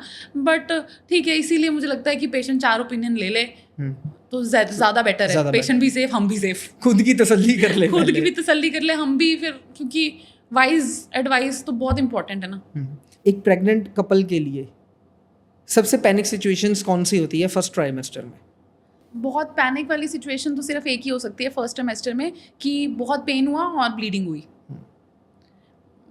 बाकी फर्स्ट ट्राइमेस्टर बड़ा सर्वाइवल सा ट्राइमेस्टर है, क्योंकि लगता है कि प्रेगनेंसी हो गई है, मॉर्निंग सिकनेस होगी, सुबह उल्टी करी और सब बढ़िया है, पर एक्चुअली में ऐसा नहीं है। मॉर्निंग सिकनेस पूरे दिन में 24 घंटे में कभी भी हो सकती है। It is not just the morning sickness. Why doctors always said कि ये पहले 3 महीने बहुत क्रूशल है। ये 3 महीनों में ऐसा क्या है कि कपल डर भी जाता है, सहम भी जाता है और ज़्यादा से ज़्यादा ओवर केयर करने लग जाता है? और फर्स्ट 3 मंथ्स में एक्चुअली सब कुछ डिवेल्प हो रहा है, बेबी डिवेल्प हो रहा है, प्लेसेंटा डिवेल्प हो रहा है, बेसिकली पूरे ऑर्गन्स तुम्हारी बॉडी खुद से बना रही है। तुम्हारा नॉजिया बहुत ज़्यादा है, तुम बहुत थका हुआ फील कर रहे हो, तुम्हें सारा दिन नींद आ रही है, energy levels too low, plus वो कुछ एवर्जन्स टू द फूड, आपको आपकी फेवरेट फूड आइटम्स अच्छी नहीं लग रही हैं। सो इसलिए first 3 months of pregnancy are difficult. वो बस फिल्मों में ही लगता है कि वेरी प्रिटी, बट वो एक्चुअली में थोड़ा डिफिकल्ट टाइम ही है। बहुत सारे पेशेंट्स का अच्छा भी निकल जाता है जिनको पता भी नहीं चलता कि अच्छा हम प्रेग्नेंट भी हैं। हमारे पास ऐसे बहुत सारे पेशेंट्स आते हैं जो 2.5-3 मंथ्स प्रेग्नेंट होते हैं और उनको कोई वॉमिटिंग, कोई नोजिया नहीं होता। Again every pregnancy is different. तो और आई नो पेशेंट्स जिनको हमने पूरे 3 मंथ्स में पता नहीं हर 2-4 दिन बाद एडमिट करके आईवी फ्लूइड्स दिए, क्योंकि वॉमिटिंग इतनी ज़्यादा है, कुछ खाया नहीं जा रहा है। तो every pregnancy is different, but first 3 months are definitely crucial. इसमें पेशेंट को सबसे ज़्यादा अनकम्फर्टेबल लगता है, कुछ अच्छा नहीं लग रहा है, क्योंकि फर्स्ट प्रेगनेंसी में तो they are not even ready. उनको पता ही नहीं होता ना कि ये सब कुछ हो रहा है उनके साथ, या ये हो सकता है। They are not mentally prepared, तो इसलिए उनको थोड़ा ज़्यादा भी लगता है। जो कपल्स ऑलरेडी पहले प्रेग्नेंट होके बेबी डिलीवर कर चुके हैं, जब वो सेकेंड टाइम प्रेग्नेंट होते हैं तो वो कंपैरिजन तो करते होंगे कि पहली प्रेगनेंसी टाइम ऐसा हुआ था। सो ये पहली प्रेगनेंसी और सेकंड प्रेगनेंसी में सिमिलैरिटीज़ हैं या बिल्कुल डिफरेंट हो जाता है? डिफरेंट होता है, मेजरली डिफरेंट होता है। कई पेशेंट्स की सेम भी निकल जाती है, पर again every pregnancy is different. और फर्स्ट प्रेगनेंसी के साथ सेकंड प्रेगनेंसी को इसलिए भी नहीं कंपेयर करना चाहिए क्योंकि सेकंड प्रेगनेंसी में आपके पास एक टॉडलर है, एक बेबी है ऑलरेडी, जिसको आपने you have to take care of that kid also. Plus आप की एज बढ़ चुकी है ना, आप थोड़े से बड़े हैं, है ना, और वो फर्स्ट प्रेगनेंसी वाला चार्म नहीं है ना, all those things are there, तो इसलिए कंपेयर नहीं कर सकते। अभी आप बात कर रहे थे AI से अपना ट्रीटमेंट लेके आते हैं। सो आजकल लोग भी ये कहने लगे कि AI से हम तो लेके जाते हैं, बट आजकल डॉक्टर भी गूगल वाले हैं। सो ये AI patient and Google doctor, इसमें क्या कनेक्शन है? गूगल डॉक्टर होना अच्छी बात है। Google can be a good assistance to a doctor, पर अगेन गूगल से पूछना क्या है, ये डॉक्टर को पता है ना।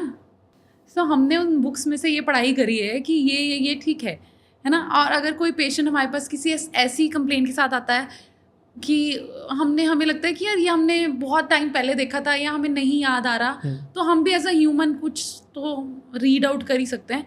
और मुझे लगता है कि इट इज़ बेटर कि आपका डॉक्टर आपको ये बोल दे कि मैं पढ़ लेता हूँ, then giving you some random medicine and telling you कि 2 दिन बाद आना। वो तो फिर एक्सपेरिमेंट हो गया। हाँ, तो ट्रूथ इज ऑलवेज बेटर। तो गूगल डॉक्टर होना कोई बुरी बात नहीं है। AI is a very good assistance. AI is good assistance to everyone, to patient also, कि पेशेंट अपने क्वेश्चंस, अपनी क्वायरीज पढ़ के आया है, टू डॉक्टर्स ऑल्सो, कि डॉक्टर्स भी अपनी पूरी प्रिपेयर्डनेस रहे। मैं इसी पे आ रहा था कि डू यू थिंक कि AI ने आज अवेयरनेस ज़्यादा कर दी है ताकि एक पेशेंट प्रिपेयर होके आ रहा है पहले ही? यस, AI ने प्रिपेयर्डनेस बहुत ज़्यादा कर दी है। अगर मैं किसी पेशेंट को बोलती हूँ कि मैम आपका प्लेसेंटा लो लाइंग है, तो वो गूगल पे थोड़ी डालता है, वो AI पे डालता है कि लो लाइंग प्लेसेंटा। तो लो लाइंग प्लेसेंटा बस वो इतना ही डालेगा क्योंकि उसको समझ में इतना आया। अब वो लो लाइंग प्लेसेंटा तो AI बता देगा, साथ में उसकी इतनी लंबी लिस्ट ऑफ कॉम्प्लिकेशन बताएगा, वो क्या? वो फिर डरा भी देता है। डरा ही देता है, वो मेजरली डरा ही देता है। और हम पेशेंट को नहीं डराते इतना, तो पेशेंट कहता है कि मैम ने तो ये बताया नहीं, मैम ने तो ये बताया नहीं, ये तो बताया नहीं, ये तो बताया नहीं। फिर अब डॉक्टर पे डाउट। डॉक्टर पे डाउट तो चलो उनकी अपनी चॉइस है, बट बताने की जरूरत है कि नहीं ये डिसाइड करने के लिए तो कोई ह्यूमन माइंड ही चाहिए। दैट मीन्स डॉक्टर उतना ही बताता है जितना पचा सको। मतलब अननेसेसरी फियर क्रिएट करने का कोई लॉजिक नहीं है किसी भी पेशेंट के जो मन में। एआई कर रहा है, जो एआई कर रहा है, जो गूगल कर रहा है, और मुझे लगता है कि जो बहुत सारे इन्फ्लुएंसर्स कर रहे हैं कि वो बिना मतलब का डर क्रिएट कर रहे हैं ताकि आई डोंट नो उससे किसको बेनिफिट है, उसको व्यू उनसे उनको व्यूज़ मिल रहे हैं सनसनीखेज खबर से प्रॉबेबली। बट मुझे लगता है कि ध्यान, पेशेंट को ध्यान इस चीज़ का रखना है कि अगर आप कुछ पूछ रहे हो अपने डॉक्टर से, पहला तो आप, बहुत अच्छी बात है अपना टॉपिक पढ़ के जा रहे हो, उससे आपको फ़ायदा ही है। आप तो खुद एआई यूज़ करते होगे ना हरमन, आप एआई पे एक अल्ट्रासाउंड की रिपोर्ट डालोगे तो एआई आपको इवैल्यूएट करके बता देगा, है ना। अब उसमें वो इवैल्यूएशन के बाद उसको कितनी सिंसेरिटी से क्या क्या करना है आगे, वो तो हम डिसाइड करेंगे ना। वो तो एक्चुअल में फाइनल वर्डिक्ट तो आप दोगे। तो इट इज़ वेरी इंपॉर्टेंट कि आप एआई यूज़ करो, बिंदास यूज़ करो, पर एआई से क्या पूछना है और एआई की हेल्प से ट्रीटमेंट लेने की बजाय क्वेश्चनएयर तैयार करो कि मैंने ये क्वेश्चंस अपने डॉक्टर से पूछने। और बहुत अच्छी बात है आज के पेशेंट की कि पेशेंट हमारे पास नोट्स में अपने क्वेश्चन लिख के लेके आता है। वो अपनी ओपीडी में हमसे वो 10, 15, 20 क्वेश्चन हर विजिट पे पूछता है कि मैम ये so okay, it's good. Doctor Rupali, biggest miss information trend online कौन कौन सी की है आज तक?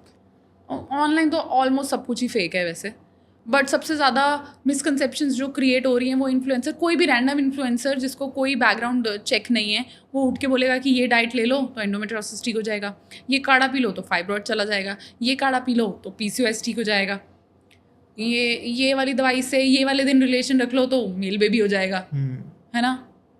All those things. और आप हैरान होंगे कि ये वाली जो इंफॉर्मेटिव रील्स हैं ये सबसे ज़्यादा वायरल रील्स हैं। इसका मतलब ये है कि लोगों को इजी इंफॉर्मेशन पसंद है। सही है कि नहीं है वो ट्रू, फिर वो फैक्ट चेक तो हो ही नहीं रहा। हैं।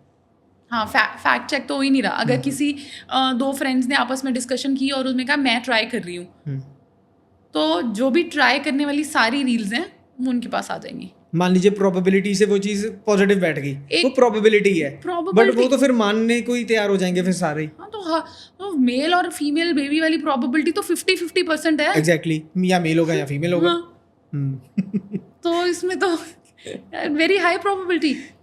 एंटी वैक्सीन इतना ज़्यादा ऑनलाइन ट्रेंड हो रहा है, कोई भी रैंडम लोग उठ के बोल रहे हैं कि वैक्सीन ना लो। सो ऑनलाइन इंफॉर्मेशन तो बहुत ज़्यादा मिसकम्युनिकेशन क्रिएट करें। और पता है क्या, कई बार हम ऐसे पेशेंट्स को डील करते हैं कि पेशेंट हमें वो भेजता है रील कि आपने जानबूझ के भी लगाना, it's not right. Do you also think in future AI can replace doctors? Not at all, क्योंकि टेक्नोलॉजी इतनी आगे बढ़ रही है, बहुत सारी चीज़ें आ चुकी हैं। अभी रिसेंटली ट्रेंड कर रहा है कि आप मुझे एक बात बताओ हरमन, आप एक रोबोट आपको देख रहा है, वो रोबोट में एम्पैथी कहाँ से आपके लिए? बिल्कुल भी नहीं, वो तो एक कमांड है जो उसको रन कर रही है। सो मैंने एक बहुत इंटरेस्टिंग लाइन पढ़ी थी एक जगह पे, decisions are more important than incisions. Decisions are more important than incisions. इसका मतलब ये है कि कब इंसिजन देना है, कब किसी पेशेंट के ऊपर कट देना है, ये डिसीजन लेना ज़्यादा इंपॉर्टेंट है then rather giving that decision. छोटी सी लाइन है, बिग मीनिंग, है ना। तो how will that robot decide that? Exactly. आप एंड में ये थोड़ी कह सकते ये टेक्निकल एरर था, आप तो टेक्निकल एरर से फिर बंदा ही खत्म कर दोगे। यार जब हम एक लैपटॉप यूज करते हैं उसमें से डाटा चला जाता है तो हम कितना दुखी हो जाते हैं। माय गुडनेस, रातों को नींद नहीं आती कि यार मेरा फोन टूट गया, एक वायरस आया, उसने मेरा डाटा खराब कर दिया। So we are so bothered कि हमारे फोन का या लैपटॉप का डाटा गायब हो गया। Just imagine you being treated by a robot and then the data is gone. That data is you basically, probably your child. You don't want to take that much risk. वो तो बहुत ज़्यादा risky काम हो गया। देखो बहुत अच्छा होएगा कि कुछ रिप्लेसमेंट्स आएंगी, बट ह्यूमन बींग्स को कोई भी रोबोट नहीं रिप्लेस कर सकता। जैसे आपके लाइफ पार्टनर को रोबोट नहीं ना रिप्लेस कर सकते। बिल्कुल भी नहीं, वो तो कभी जिंदगी में नहीं हो सकता है So basically- वैसे वैसे ये आजकल मॉडर्न डेटिंग में चल रहा है, इंडिया में ऐसे स्टार्टअप्स आ रहे हैं, इंडिया में लॉन्च हो रहा है AI बॉयफ्रेंड और इंडिया ऐसी एप्स भी आ गई हैं AI बॉयफ्रेंड वाली, और जैसे इंडिया का एक इंडेक्स है, चैट थिंग्स ना, चैट थिंग भी, वीडियो थिंग भी, और एक और चीज आ रही है इंडिया में अभी। वीडियो में तो भाई AI में रोबोट थोड़ी दिखेगा, कोई ह्यूमन बीइंग जैसी शक्ल का कुछ बना देंगे। यस मैं आपको एक तो वो सब कुछ वर्चुअल लेवल पे तो हो ही रहा है Harman, Yeah. But virtual and physical में बहुत डिफरेंस है। या एक मैं और आपको जी जापान में बड़ा चल रहा है और इंडिया में भी आ गया है। जापान में चलो चल रहा है AI sorry not AI, Japan में चल रहा है रेंट बॉयफ्रेंड और गर्लफ्रेंड। इंडिया में ये स्टार्टअप अभी शुरू हो रहा है, रेंट अ बॉयफ्रेंड, क्योंकि ऑब्वियस है इंडिया में गर्ल्स को ये सेफ्टी और वो कंसर्न काफ़ी रहते हैं, बट इंडिया में ये रेंट अ बॉयफ्रेंड ये शुरू हो रहा है। हमारे भी उस लीग में जा रहे हैं, सुभान अल्लाह हो रहा है काम ये। मतलब this is very new to me, but अगर ऐसा कुछ है तो क्या कर सकते हैं, हंसी सकते हैं हम बैठ के इन क्या चीज़ों होगा पे। आगे का बिल्कुल। फ्यूचर कैसा होएगा, you know, again very less natural. या No? मतलब फेकनेस ही मुझे होगी। पर्सनली लगता है कि जब भी तुम नेचर के साथ कुछ भी अननेचुरल करने की कोशिश करते हो तो नेचर हैज इट्स रिपरकशंस, बिल्कुल बिल्कुल। So and are we ready for that? No, I don't think so. That preparedness is more important. या सो ऐसा हुआ है कि आपके पास पेशेंट आया, वो अपनी एक लिस्ट ऑफ क्वेश्चंस लेके आया और उसमें क्वेश्चंस इतने लॉजिकल थे आप हंस ही पड़े उसके सामने। बहुत बार ऐसा होता है कि पेशेंट अपनी बहुत लंबी लंबी लिस्ट लेके आते हैं और वो हमसे पूछते हैं, वो खुद भी घबरा रहे होते हैं कि मैम ये इलॉजिकल लगेगा आपको, बट फ्रैंकली मैं उन सारे क्वेश्चंस को बहुत हैप्पीली रिप्लाई करती हूँ, क्योंकि मुझे लगता है कि वो बहुत उनके लिए वो बहुत इंपॉर्टेंट है। प्रॉबली वो क्वेश्चंस मैंने 50 बार सुने हैं, बट वो पेशेंट के लिए वो एक meeting is very important with the doctor. मैंने 50 पेशेंट देखे, मैं तो रोज़ देख रही हूँ, मेरा काम है ना। जब वो पेशेंट तुम्हारे कमरे में आया, तुमसे 4 बातें कर रहे हो, तो उस पेशेंट के लिए पूरे दिन की सबसे इंपॉर्टेंट डिस्कशन तुम ही हो, वही हो। है ना। सो एज अ डॉक्टर मुझे लगता है कि it is very important to understand कि पेशेंट की क्वेरी को आंसर करेक्टली करना और not making fun of it is very important, क्योंकि पेशेंट के लिए वो क्वेश्चंस बहुत important, life death type questions है, चाहे वो छोटे से ही हो, चाहे वो यही हो कि सीढ़ी चढ़ूंगी नहीं चढ़ूँ, they are very important, it holds a utmost important value in their life. तो उनको आंसर करना इसलिए इंपॉर्टेंट हो जाता है, चाहे वो जितने मर्जी फनी हो। एक कपल है, वो मान लो प्लान कर रहा है अपना बेबी का। बेबी प्लान करने से पहले अपने लाइफस्टाइल में क्या क्या वो ऐसे चेंजेस करें ताकि उनकी जो कंसीव है वो काफ़ी नेचुरली हो, उनको ज़्यादा मुशक्क़त ना हो इन चीज़ों में, और वो हेल्दी रहे। सो बेसिकली मेरे को लगता है कि हर कपल को pre conceptional counselling 3 to 6 months पहले ऑफ कंसेप्शन शुरू कर देनी चाहिए। बहुत सिंपल है, कुछ नहीं उसमें करना। Regular exercises, good diet, stop alcohol, stop smoking, and a good biological clock जिसमें गुड स्लीप है और स्ट्रेस फ्री लाइफ है। Medically best age for pregnancy?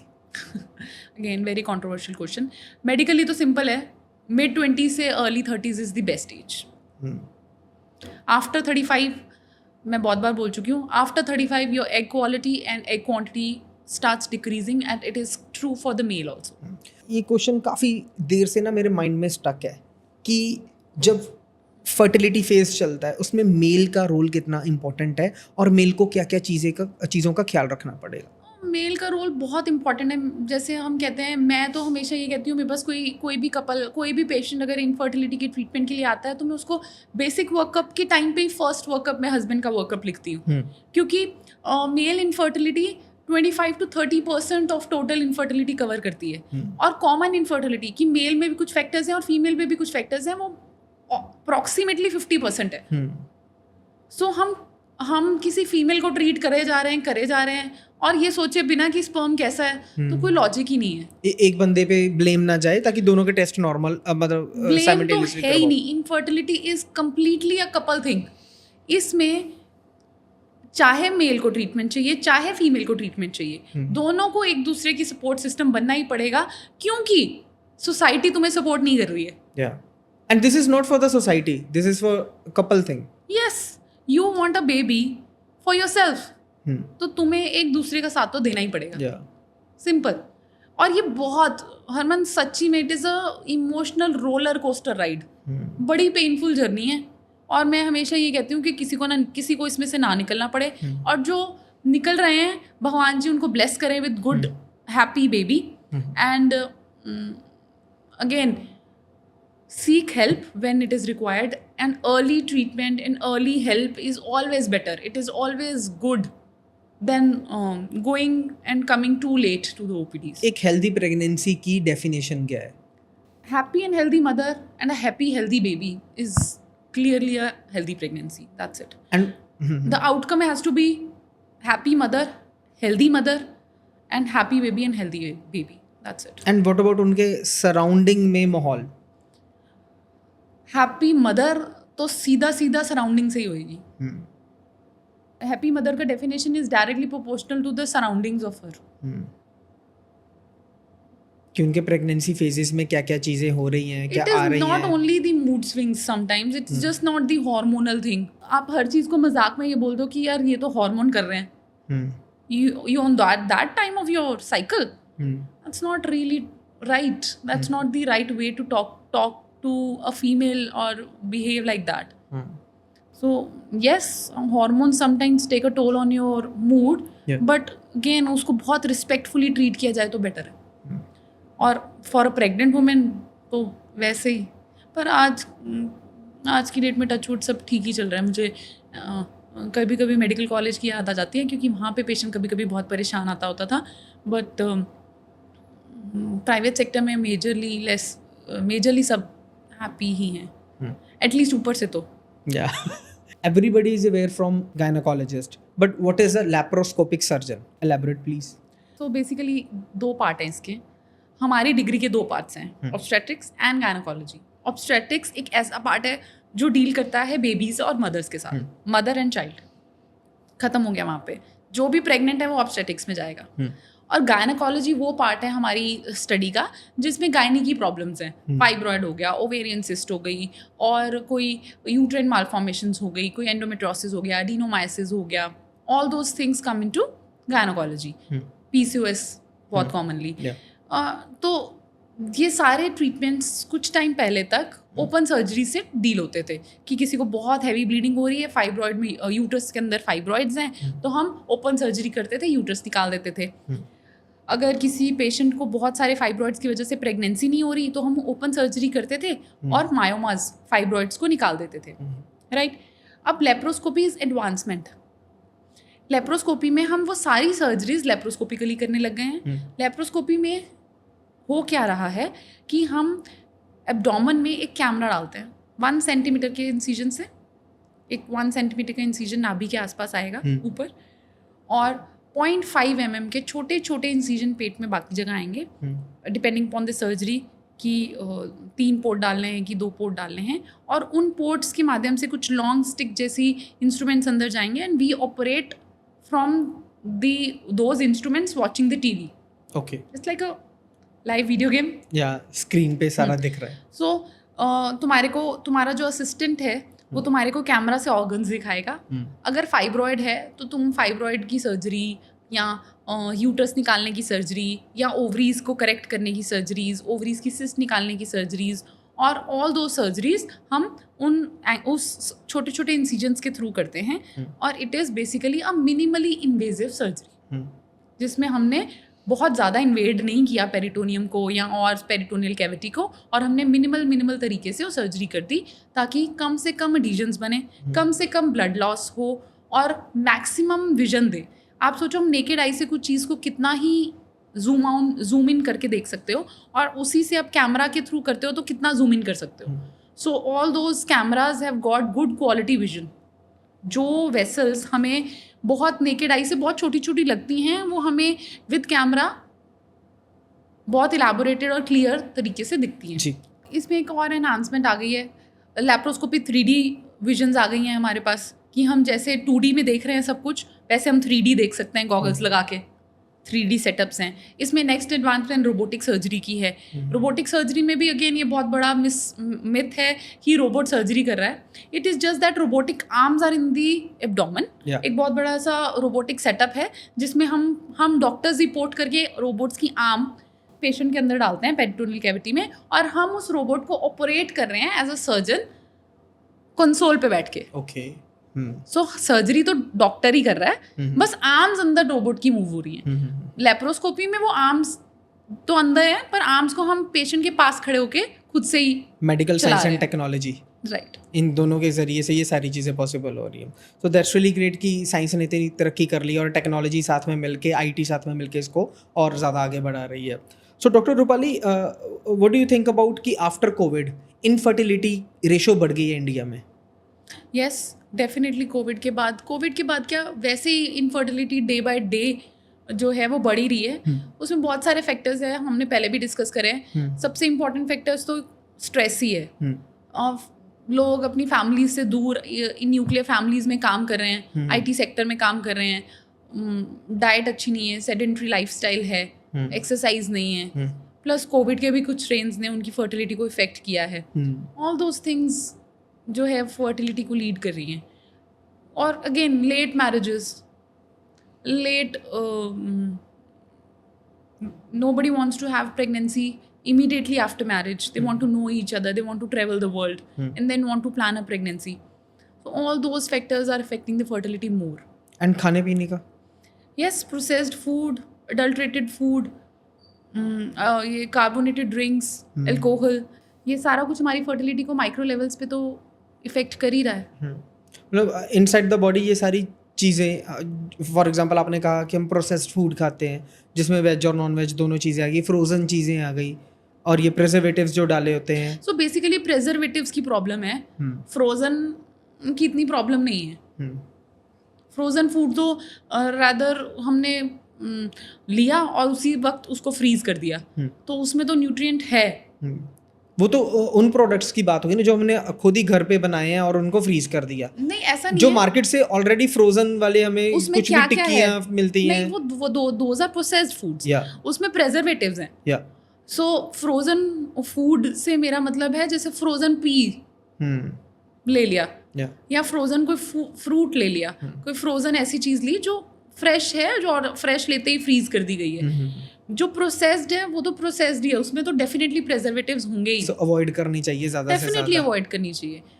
मैं हमेशा अपने पेशेंट्स को बोलती हूँ कि सीजनल एंड फ्रेश खाना खाओ. सीजनल एंड फ्रेश खाना खाओ. कहीं ना कहीं ये जो इनफर्टिलिटी है ये ऑब्वियस है कि माइंड भी डिस्टर्ब करती है, बंदा थोड़ा डिप्रेस्ड होता है.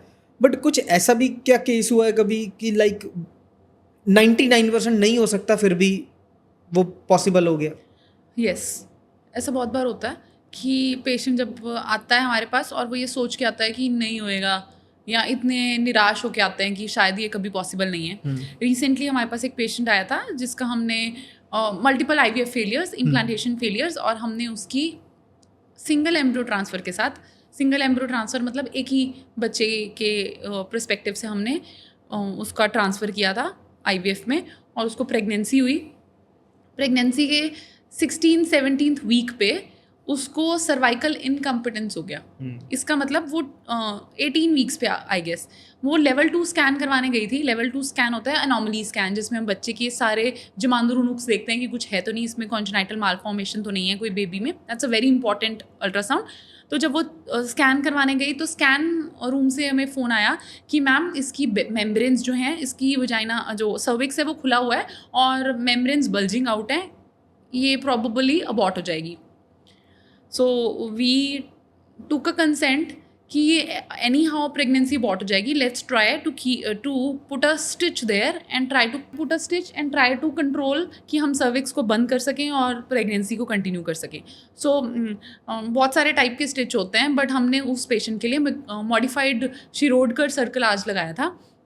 बहुत I still remember the case and I still remember the surgery when I was doing it, क्योंकि उस केस में मेम्ब्रेन्स इतनी सारी बल्ज आउट थी कि मुझे ऐसा लग रहा था the moment I touch the membranes bag rupture हो जाएगा और लीकिंग हो जाएगी.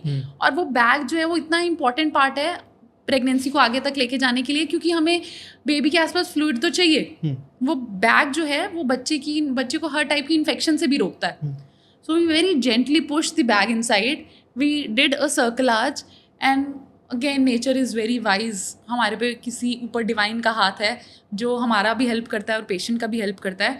That pregnancy continued till 34-36 weeks and that patient was delivered with some other doctor, but मैंने बाद में उससे अपडेट लिया था कि आप कैसे हो, तो उसके हस्बैंड का मुझे मैसेज आया था कि ma'am we delivered a baby boy and healthy baby boy, we are very happy and my wife is fine and मतलब इट वाज ऑब्वियसली ऐसी बहुत सारे मोमेंट्स है जब तुम्हें लगता है कि जो भी तुम कर रहे हो तुम अच्छा कर रहे हो।